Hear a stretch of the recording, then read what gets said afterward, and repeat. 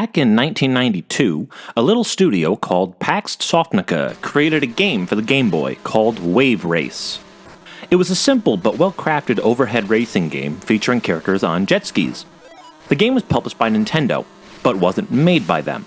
Pax Softnica was a smaller Japanese contractor studio that very frequently worked with Nintendo.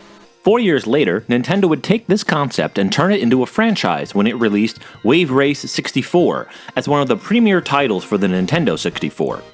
While Super Mario 64 was a demonstration title for what operating in a 3D world could be like, WaveRace 64 was a demonstration of the absolute graphical prowess of the custom Silicon Graphics chipset inside the Nintendo 64. Specifically, its ability to generate advanced 3D effects like reflective, transparent water that moved and bobbed realistically, and physics based on the player's interactions with that water that made for a realistic give and take navigating the waves. It also featured big, open 3D areas and advanced texture work for the time. When the game came out in November of 1996, it was the most graphically advanced video game outside of a handful of the highest-end next-generation arcade cabinets. This was the game's point, as it played the same role at the launch of the Nintendo 64 that F-Zero had played back at the launch of the Super Nintendo. It was a fast-paced, arcade-style racing game meant to show off the graphical power of the new hardware. But fast-paced, arcade-style racing games were not traditionally something Nintendo was known for, which highlighted the fact that this game was created with a specific market purpose in mind. That said, it was also still a fun and well-thought-out game that had that Nintendo level of polish, and was headed up by their world-famous producer Shigeru Miyamoto. Fast forward another 4 years, and Nintendo was gearing up to unveil its Dolphin project at its Space World 2000 event that August. In the lead-up to that event, Nintendo pulled on every internal development resource it could count on to produce impressive tech demos that showed the company was prepared to bring every one of its franchises to the table for its next console. The task of bringing WaveRace to the next-generation system would now be passed from Nintendo's internal development studios in Japan to a new studio set up at its American branch that had been created exactly for this purpose. Way back in 1988, when the NES still ruled the North American market and Nintendo was practically synonymous with video games, a gentleman named Claude Comer founded a small private university called DigiPen Institute of Technology that will be focused on training new students in computer design, specifically with 3D models. DigiPen was founded in Vancouver, British Columbia, just up over the border from Nintendo's American headquarters in Redmond, Washington. A few years later, the two found each other, and Nintendo would invest in DigiPen to help them create the world's first bachelor's degree in video game development. A shrewd investment which came right in the early 1990s as the video game industry was rushing full steam ahead towards 3D graphics.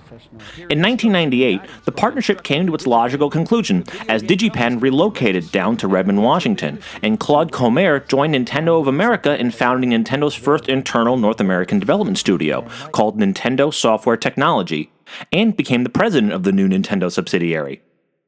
NST, as the studio is often abbreviated, started out developing updated Game Boy Color versions of two NES classics, Bionic Commando and Crystallis. The studio was also tasked with developing the Nintendo 64 version of Ridge Racer, which it did an impressive job with by all accounts. At this point, sometime during the early summer of 2000, NST was approached with the option to take on a new project for the next-generation Dolphin system and jumped at the chance. The studio was given the task to develop a tech demo that will be included in Nintendo's sizzle reel of tech demos showing off the GameCube to the world for the first time. The pre-rendered demo was very well received, and fans were happy to see Nintendo was keeping another of its franchises going into the next generation. After its Space World 2000 unveiling of the GameCube, however, Nintendo's official statement on the video shown was that everything in it were merely technical demonstrations and did not reflect any games in progress. But news would trickle out to independent game journalists, such as IGN, who reported that Nintendo Software Technology had been provided the source code for the original WaveRace 64 by Nintendo's Japanese studios in order to give them a jump start on making the new game, and that NST had the N64 version fully ported over to the GameCube by December of that year. But the game would not make another public appearance until Nintendo took the wraps fully off of its software lineup at E3 2001 in June. When the game made its appearance as a full-blown playable title, it did the job it was meant to and did it very well. It wowed everyone who saw it with its incredible graphical fidelity, detail, and plethora of special effects. The game now had a dramatically improved draw distance over the Nintendo 64 version. It featured crisp, high-resolution textures, and it pushed out real-time reflections and light refractions. The presenters touted the detail put into the game, including the fact that racers' jet skis now left a visible trailing wake. There is also a real-time weather system utilizing the GameCube's internal clock, and real-time wave physics.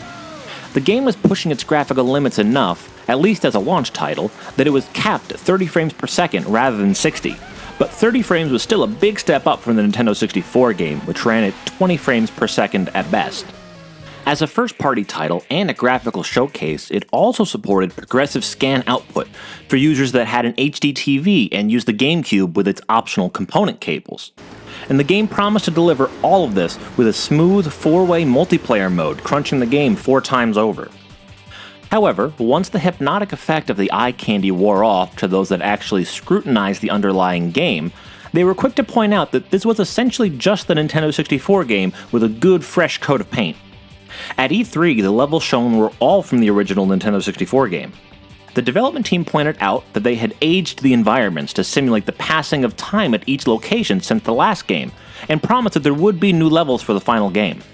The game would make one final appearance at Space World 2001, where it was able to show off the speed of loading on the GameCube's mini DVD format, which was very impressive, with menus that load in and out without any delay, and only a few seconds wait to load up a level and go. It was a good demonstration of how Nintendo had opted for the tiny disc format to keep its load speed comparable to the cartridges that it was giving up. The game would see release at both the Japanese launch, being one of 3 games there alongside Super Monkey Ball and Luigi's Mansion, as well as the American launch, where it would be one of 12. Of course, being one of Nintendo's titles made it a popular choice and a strong seller at both launches, but the critical reception was relatively muted. Even Nintendo Power, the state-run media of the Nintendoverse, only gave the game a 3.5 out of 5, when Luigi's Mansion and Star Wars Rogue Leader 2 both scored 5 out of 5. The reasons were as simple as what was observed when the game was first shown at E3.